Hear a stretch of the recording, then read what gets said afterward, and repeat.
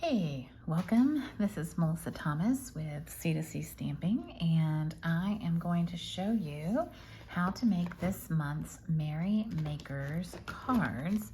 We're using the Ringed with Nature stamp set and the really cool Tree Ring dies and Tree Rings hybrid embossing folder. So I'm going to showcase how to make these projects, and these are the 4 cards we have. You're going to make 2 of each, so just a reminder. And I'm going to walk you through how to do that. So let me pull my card packets out. So remember when I pack the card packets, I try to pack them so that they're in order and you can easily just, pull them out. So I think my stack got a little messed up, so I'm going to try to kind of resort myself back to where we should be. But you'll have some small pieces in there. I did cut some of these acorns from the gold paper. I think I miscalculated and I only gave you enough for 2, not 4. My apologies. If you need an acorn, let me know. I'll mail it to you. But if you have the dies, you can easily do this.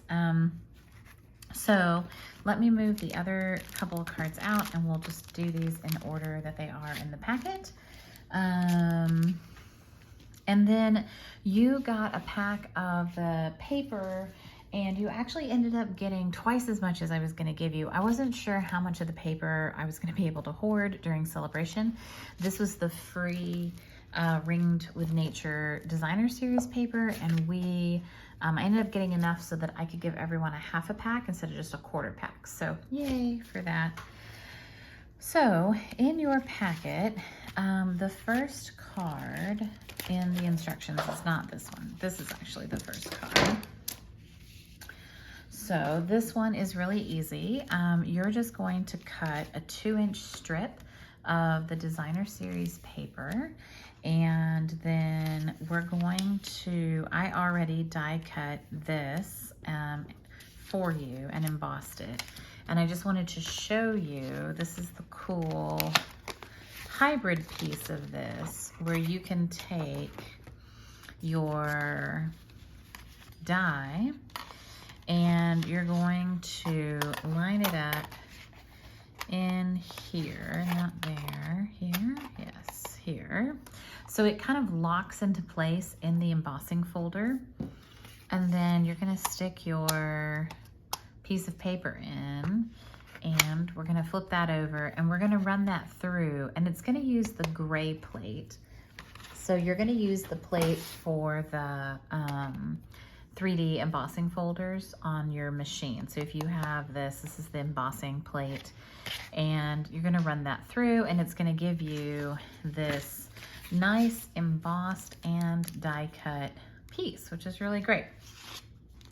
So once you do that, then you're just going to stamp the background with some of the, I've got a couple of the cute little pieces. I used the one that has the berries, and I used kind of the long skinny one. You could definitely add some more greenery to your block.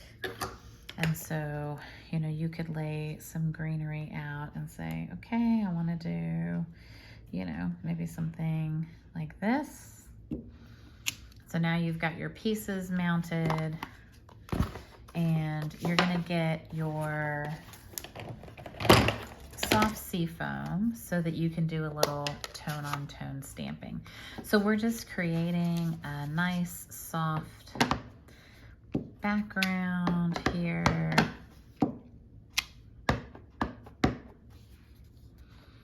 Turn whatever you're stamping a few times so that you've got, some variety in how you have it on your sheet. That one didn't stamp very well, so I might not have inked it up very well. All right. And so you can just rotate. You can rotate your paper. You can rotate the block. Whatever is easiest for you. make sure you rotate in kind of a random way. And definitely make sure that you get the edges, because you're gonna see the edges the most. So make sure you go off edge with all of your pieces. There we go, good. All right, so then once you've stamped your background piece, then you're gonna have your 2-inch piece of birds. So the bird piece is really cute, and the back of it is that really soft kind of watercolor look. So you're just gonna get your cutting, and you're gonna make a 2-inch strip, and it's 2 inches by 5.5. So there we go. And I am out of tape runner, but I think I have enough.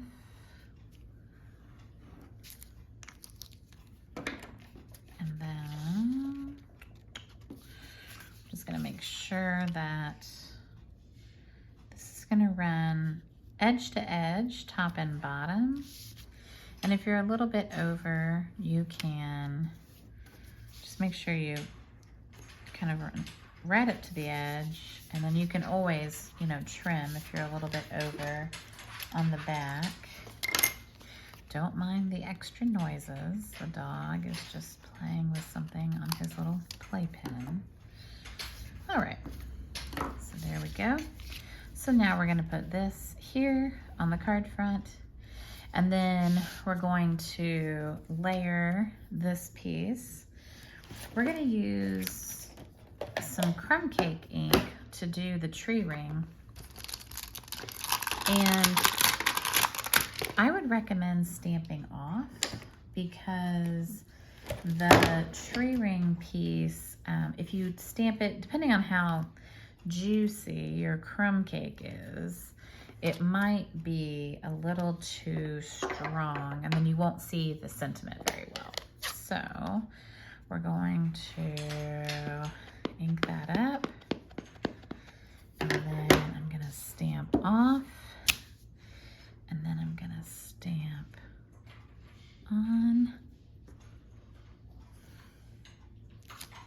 There we go. So it's nice and faint, which is what we want. And then we're gonna use Early Espresso for the sentiment, and that's the thinking of you.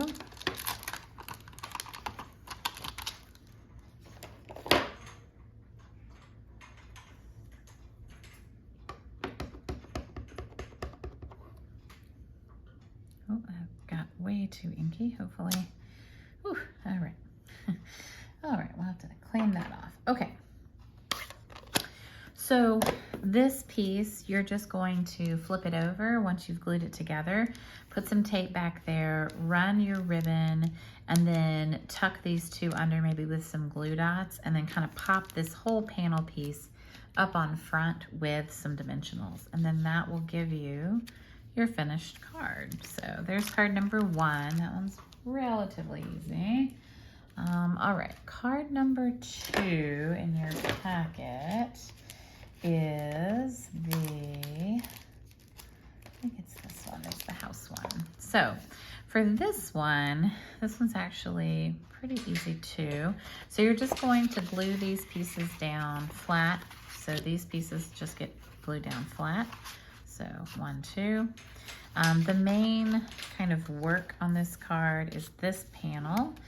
And we're gonna take our piece of designer series paper, and we're gonna cut a little house out. So you can cut out whatever house you want, but we're just gonna fussy cut a little house. And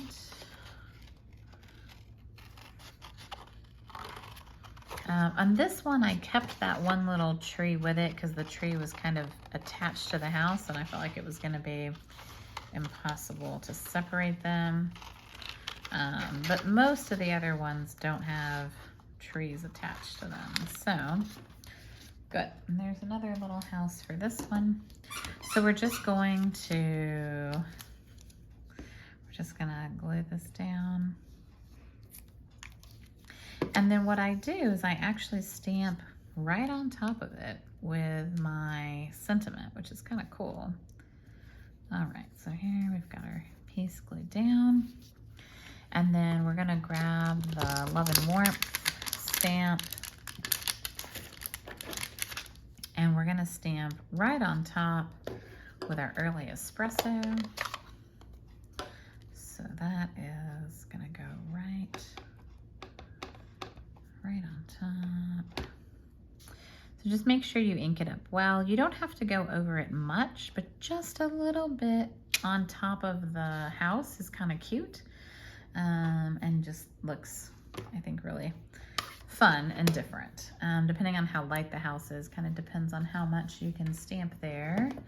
I'll show you my other one, and this one I was able to stamp quite a bit on that light blue house. So then, if you can find your acorn pieces, which I might be missing a piece, but you're just going to glue them on top, the bottom acorn and the top piece, and then tuck that, again, one of those wooden pieces. You have a lot in your packet. I think these packages have 20 of them. Yeah, there's 20 of these in here. So you've got plenty of these to decorate all your cards and make them look really, really nice. All right, so that's card number 2. And then card number 3 is this one. So card number 3, you've got some pieces in your packet. You have the Poppy Parade base, and then you have a piece of Evening Evergreen that's already been die cut with the Stylish Shapes. And then this is also from the Stylish Shapes. So you're just gonna stamp that Just For You sentiment in Poppy Parade. And that is the only other color that we use in this. If you wanted to stamp it in Evening Evergreen, I think that would go really well. You could even stamp it in Crumb Cake if that's what you've got. I think the red is just a nice, it's a nice touch, and I think it ties it all together. Oops, well, that's a shame. All right, let's try again. Let's see if we get it on the back side too. Better. Okay, well, there you go. All right, and then for this card, the white piece is gonna go on the inside because it's really hard to write on that red.